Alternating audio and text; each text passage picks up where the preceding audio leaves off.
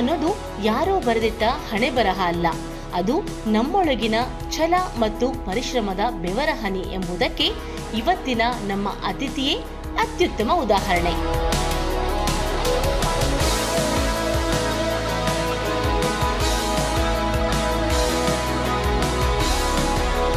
ಬಾಲ್ಯದಲ್ಲಿ ಪುಸ್ತಕದ ಪುಟಗಳಲ್ಲಿ ಬೇಲೂರು ಹಳೆಬೀಡುಗಳ ವೈಭವ ಓದಿ ಕಣ್ತುಂಬಿಕೊಳ್ಳಲು ಬಯಸಿದ್ದ ಅದೇ ಹೆಣ್ಣು ಮಗಳು ಇಂದು ಅದೇ ಹಾಸನ ಜಿಲ್ಲೆಯ ಹೆಮ್ಮೆಯ 50ನೇ ಜಿಲ್ಲಾಧಿಕಾರಿಯಾಗಿದ್ದಾರೆ.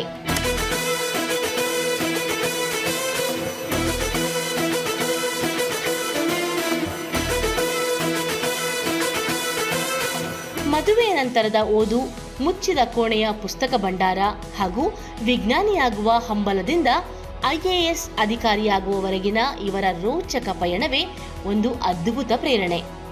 ನಮ್ಮ ಈ ಅಧಿಕಾರಿ ಅಂತರಂಗ ಕಾರ್ಯಕ್ರಮಕ್ಕೆ ಹಾಸನದ ಮಾನ್ಯ ಜಿಲ್ಲಾಧಿಕಾರಿಗಳಾದ ಶ್ರೀಮತಿ KS ಲತಾ ಕುಮಾರಿ ಅವರನ್ನ ಪ್ರೀತಿಯಿಂದ ಸ್ವಾಗತಿಸೋಣ.